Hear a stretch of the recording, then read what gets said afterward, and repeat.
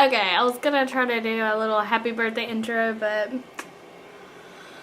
that didn't work out. Today is my best friend's birthday. Since she lives 9 hours away, I figured I would make her a sweet little video and say happy birthday. She's 22. Yeah. I've come up with 22 different little things. First 11 things are going to be characteristics about her that some of them I love and some of them I like. Some things I love that she contributes to our friendship, but I might not necessarily always like them. Next 11 are going to be memories that we've had together over the past 11 years that we've been friends. Yes. Without further ado, let's get started. The first characteristic is that she's very caring. Like, she's one of the most caring people that I have ever met. She's really caring, and yeah, if you're her friend, you'll know she cares. She's very genuine, so everything that she does, she means it as sincerely as possible. It might not always come off that way, or she might do things that you're like, what the crap is wrong with you? Why would you say that to me? But she means it with the most genuine and sincere heart, and she does it out of a place of love for sure. Number 3, she is sweeter now that she's 22 than she has ever been in the 11 years that I've known her. She's, now that she's just grown up and moved away from home, she's actually like shows the sweeter side, and I get sweet text messages every now and again. Number 4, she is very accepting. Again, she used to not always be like that. Love you, Jennifer, but it's the truth. We don't see eye to eye on some things, and we are at a point in our friendship now where it's like, you know, it's okay that we don't see eye to eye and that we don't agree on everything. We can still be friends. Like, we can put that aside and still be friends. So sweet and accepting of my craziness. Number 5 is that she is very, very honest. Like, she gives it to you straight. She doesn't sugarcoat anything. She doesn't, I mean, she's always been like that. Just very honest. Sometimes too honest, but that's one of the things I not like about her. But sometimes you need that little slap in the face. Number 6, that she's constant, very constant in my life. Even if I go like weeks without talking to her, like when I do end up talking to her, or we chat on the phone, or she texts me and says she has a crisis going on, and so I call her and she's like, can you Skype me? I can't figure out where to put my new end table. And that is her crisis. I mean, we just pick right back up where we left off, and it's just a constant friendship. Like, she's always there. Even when we had a huge fight, I was mad at her and I wouldn't talk to her and she wouldn't talk to me. Anyways, I still knew she was there. I still knew that one day she was going to be a part of my life again, regardless of how much I tried to run away from her and avoid her craziness. 7, she is funny. She's funny in a best friend way. Like, I think she's funnier to me than she is to other people, but that's just because we're best friends. So she's funny. Alright, number 8. She is fashionable. Okay, all the people that know her or knew her in middle school and high school, don't freak out. She has come into her own. She has just developed her own sense of style, and she's always been out there and just did her own thing. And there would be outfits that I would be like, why are you wearing that? And she would wear it anyways because that was who she is, and she was authentically herself. And so yeah, I love that about her. But she's very responsible. I'm just kidding, you know she's responsible, but she really has just shocked me. She got married last year in August, and how much she's just grown up and been responsible. Like, she moved away from home and, like, you know, just did her own thing. She went to school, she got her stuff together and became an adult, and I'm still struggling with that. I'm like, no, I'm not going to be an adult. But now she's living 12 hours away from home, 9 hours away from me, and she is a married woman and she's responsible, and that's her life now. Number 10, she is brave. Like, I think she's one of like the bravest people I know. She would always tell me, like in high school, she was that friend that's like, let's go do this, let's go do that, talk to that boy, like, you know, say how you feel, do what you want. And I was always like, I can't say, no. But she was always like, is this going to be one of those moments where you look back on and you wish that you would have done that? Or is it going to be one of those moments where you look back and you're like, oh my gosh, we're so stupid for doing that, but how much fun was it? So she's always been that voice in my head. Like, even now, I hear her saying, is this going to be one of those moments? Number 11, the last one of the list, is she's so true to herself. And I kind of said that earlier. She's always just been who she is. Whether it was completely insane and ridiculous, or it was like the coolest person in the room. Like, that's just who she is. She doesn't know how to be anything other than herself. And yeah, Jennifer's just Jennifer. Alright, now I'm going to do the second part of the video, and this is 12 through 22, and they are just memories that I'm going to try to not spend too much time on. The first one I have is, it's one of the first memories that I have of being friends with Jennifer. It's not the very first one, but it's one of the first. And we're at her Nana's house, and she had like a downstairs den, and it had a ceiling fan with a really, really long like pull string on it. And we were both doing cartwheels in the den, and I did one and my foot hit the thing and it went up in the fan and caught in it. So then we had to call her Nana or Papa down there and be like, oh, we messed the fan up. And Nana went ballistic and was just like, well, what were you doing cartwheels? And just started like letting into Jennifer. And I was the one who had kicked it and done it. And Jennifer was just like, I don't know, we were just playing, I kicked it. I like totally took the blame for me. And it was like that moment where I was like, this girl's gonna be my best friend forever. I can't let her take the blame for me. And like Nana's just like letting into her, and I'm like, I kicked the string, it was my fault, Jennifer didn't do it. And then of course Nana was like, oh, it's okay, like we'll fix it, everything's okay. But so that was one of my first memories. And it's so funny because Nana would probably scream at me just as bad as she did Jennifer that day today. But it's just the perks of being family. This is number 13 on the full list. I got a brand new Sidekick phone. I was so excited. Like, it was like the coolest phone out. We were in middle school, I think. And I went and spent the night at her house the day that I got it. And I had like a little feather on there. And she was like, Jasmine, your feather's gone. And she just like was trying to show me, but did something like this motion, and my phone went flying across the kitchen. And like the Sidekick was the one that it flipped open like that, and so it flipped way too far.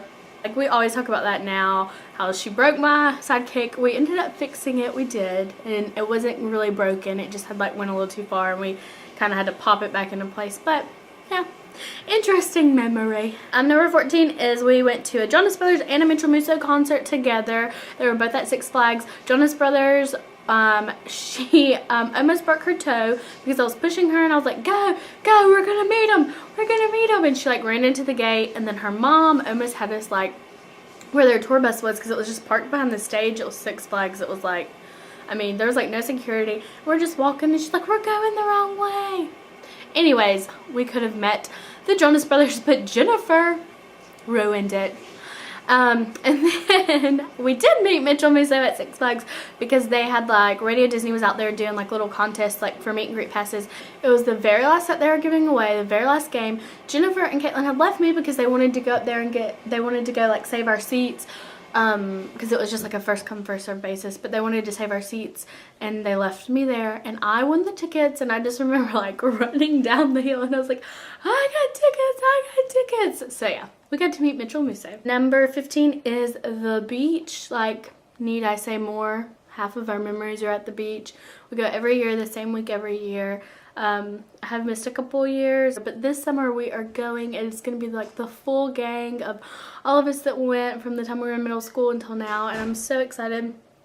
And it's just going to be like a really, really nice family vacation because we both moved away from home. We're both 12 hours from home, and it's going to be really nice. Number 16 is my first kiss. Like, okay, so she knew that I never kissed a boy, and her and the guy she was dating at the time, and me and the guy I was dating at the time, and I was like 15 or 16, I don't remember, but they were in the living room and I was in the kitchen, and it happened, and they're like peeking around the wall watching it happen, and I'll just never forget that because like she was like right there for my first kiss. Never forget it. Number 17 is when we turned 16. So her birthday's in March, obviously, March 11th, and mine's in June 16th.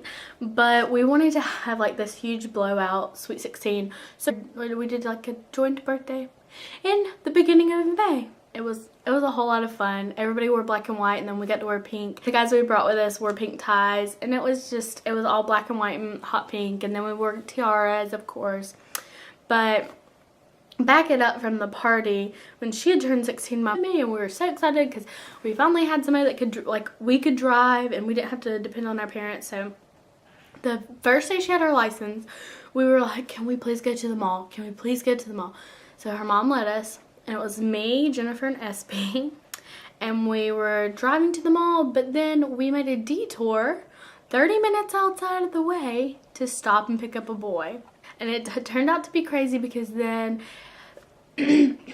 one of our friends that was with us, her dad was like, y'all weren't really at the mall. And we were like, we're really at the mall. And I was like in the car, and I was like, Jennifer, look at those shoes. And we were like in the car. This is terrible.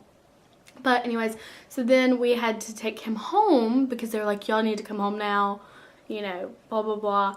And so we had to take him home, which was 30 minutes outside the way. So we told our parents we took the wrong exit, which we did take the wrong exit, but we didn't take it on accident. We took it on purpose to take him home.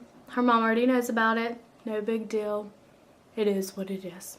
And we didn't lie a lot when we were in high school, middle school. We were really good kids, so that was like one of the only lies we ever told. Number 18 is fights. Our first fight, our fist fight, and our longest fight. So our first fight, I remember we rode the bus together, and it lasted for like 3 or 4 days. It wasn't even a full week, but I can't even remember what it was about at the time, but I just remember it was the first time that we didn't talk and we were like mad at each other. We were in middle school, and I like stood up on the bus, and like I was like, I'm not gonna apologize to her, but I stood up, and like she stood up, and there was like a seat between us, and we're like hugging over the top of the people in the seat, and we're like, I'm sorry. But yeah, that was the first one. We got into several fist fights. It was just like 60% joking and 40% serious, I'd say. We got into one at school. I ripped her cheerleading skirt. We'd get into them at the house, like we'd pull hair and like punch, and yeah. And then the longest fight was probably right before she moved. We kind of stopped talking. 2013, around Christmas time, I'd say, is when we kind of started talking again. And yeah, she had been gone for like a year and a half, so it was a long time. We kind of like, we would talk every now and again just because it was like we felt obligated in a way. But I remember like when we started hanging out again, she like came home and visited, and I was like, okay, like I need to go see her. Like we, you know, we're eventually going to be friends again. It's got to happen. And like it was like we had just seen each other the weekend before. Like we just like picked right back up where we left off, and people were like, y'all were fighting? Like what? Like yeah, it was insane. We finally broke down and we're best friends again. Number 19, this is a more recent one. So I was one of her maid of honors, and I love being involved in like planning events and things like that, especially when it's your best friend's wedding. The day before the wedding, we found out that they couldn't dance. Like we couldn't dance at her wedding.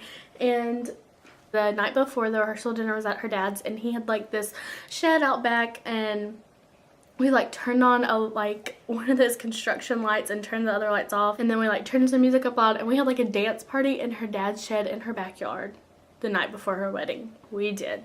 Number 20 is one that was strictly done in middle school. I would say middle school and 9th grade. That's so sad. So I don't want to admit it, but it was like middle school and 9th grade.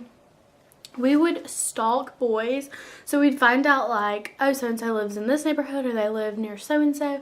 And we would get her mom to drive us by their house just for fun. Like we would drive by their houses and be like, oh, that's where he lives. Oh my gosh, oh my gosh. Number 21 is YouTube videos. So we wanted to be like YouTube famous like any other middle school, high school kid. And so we made YouTube videos. I'm going to try to insert a few now.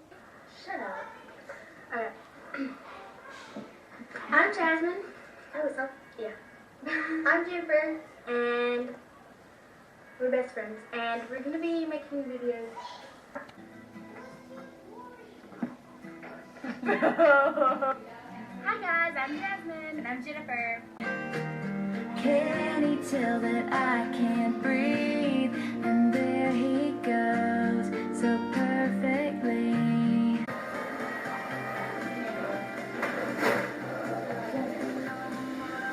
What do you order? Oh my god! Yes, and that was us. Yeah, and I don't need to say more, and I don't know the password or the login or anything for that account, so I don't know how to access it and do anything about it. 22 I saved is my very, very, very first memory of being friends with her, and it was actually 5th grade, the year that we met. There was 4 of us, and we were the Funky Flamingos with Taylor, Jennifer, and Jasmine.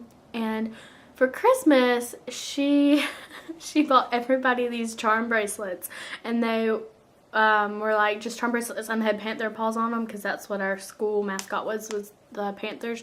And so they had like little panther paws. And then I got a puppet. Like, it was like seriously like a, like, it had the little cross at the top, and you like moved the puppet, and it was like a little elf or something. And I remember like being just kind of like, oh, she got everybody else's little charm bracelet and I got a puppet. Like, what is this? And it's funny because like we ended up being the ones, like, we've kept in touch the most, I think, out of everybody. We still talk to the other 2 from time to time, but like, you know, we've all gone our separate ways. We're all still friends, but me and her have been the ones that, you know, have really like stuck together the longest.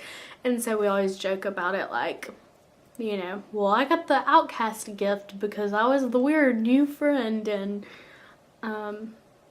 yeah, but we ended up being friends the longest, so I guess puppets are good luck. But anyways, so that is my 11 memories and my 11 characteristics about Jennifer that I love. So happy 22nd birthday. I can't believe you're 22 and you're grown and married and have your own house and living so far away from home. But yeah, so I love you, and I hope that your birthday has been amazing. And if this doesn't go up till March 12th, I know it won't surprise you, so hopefully I'll get it done today. But yeah, so happy birthday, and then happy birthday to Ian in a few days. And here comes somebody in my room. Alright, well, happy birthday, Caitlin. Say happy birthday. Happy birthday! Love you. Everything will be alright. You keep me next to you. You don't know about me, but I'll bet you want to. Everything will be alright. We just keep dancing like we're 22.